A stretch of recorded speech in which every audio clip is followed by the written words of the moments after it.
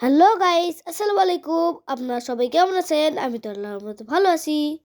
আজকে আমি তারুণ্যের মেলাতে পিঠা খেতে গেছিলাম। মেলাতে গিয়ে আমি একটু আশপাশ দৃশ্য দেখে নিলাম, কোথায় কি চলছে। তো একটু সামনে গিয়ে দেখলাম যে এখানে হচ্ছে আপু ভাইয়ারা ছবি পিক তুলছে। তো আমিও একটু যাই পিক তুললাম। আমার পিকটা কেমন হয়েছে জানাবেন। ওই পাশে আবার নাচা গানা চলতেছিল, তো আমিও লাইভ শুরু করে দিলাম। মেলাতে আসি আর আপনাদের দেখাবো না, এটা কোনো কথা হলো? তো একটা দোকানে দেখতেছিলাম এগুলো নাকি রেজিনের তৈরি জিনিস। তো এইগুলো দেখতেই দেখি মিরাক্কেল দাদা স্টেজে কৌতুক শুরু করে দিয়েছে। আমি ঝটপট করে চলে গেলাম কৌতুক শোনার জন্য। তো কৌতুক শুনে আম্মুকে বললাম চলো একটু পিঠা খাই আসি। তো আমি দেখতে শুরু করলাম কোন পিঠাটা আমার ভালো লাগে। তো স্টলগুলোতে ঘুরছিলাম আর দেখছিলাম। তো আপনাদের পিঠা খেতে চাইলে চলে আসবেন রাজশাহী স্যাটেলাইট স্কুলে। এই মেলা 10 তারিখ পর্যন্ত থাকবে। এখানে দেখেন আমার বেচারি বাবা দূর থেকে আমাকে দেখছে, কারণ স্টলগুলোতে অনেক মেয়ে মানুষের ভিড় ছিল। তাই বাবা বলছিল তোমরাই যাও, তোমরা দেখে শুনে পছন্দ করে খাও। তো আমিও চলে গেলাম পিঠা খাওয়ার লোভে। আর ওইখানে গিয়ে চিকেন রোল দেখে চিকেন রোল খাওয়ার ইচ্ছা হলো। আর আপনি দেখছি যে ফুচকার দিকেই তাকিয়ে আছে। যেখানে যায় সেখানেই ওর ফুচকাই চোখে পড়ে। ফুচকা কোনো পিঠা হলো? পিঠা খেতে আসি, পিঠা খাবো, এই জন্য আমি ভেবে চিন্তাই খাচ্ছি। তো আমি মজা করে রোল খাচ্ছিলাম।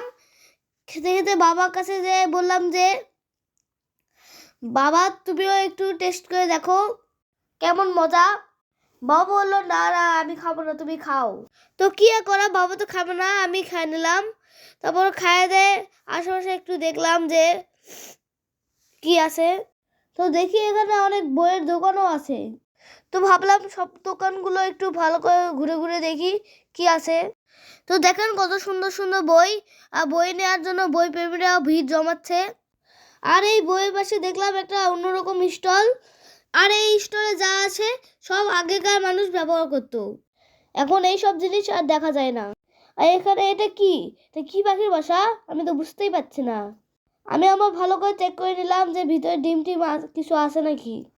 তো দেখলাম পাখির বাসার ভিতর সুন্দর করে একটা গদি দিয়ে রাখছে, পাখিতে ডিম দেয় আর ডিমটা না ভাঙে। তো পাখি ওখানে ডিম দেখ। আর এদিকে দেখি আম্মু তো মাটির জিনিসের পিছনে দৌড়াচ্ছে। আসলে এগুলো অনেক সুন্দর। আর এদিকে দেখেন এখানে অনেক সুন্দর সুন্দর জিনিস আছে। এখানে ব্যায়াম করা যায়, ঘর সাজানো যায়, আরও অনেক কিছু।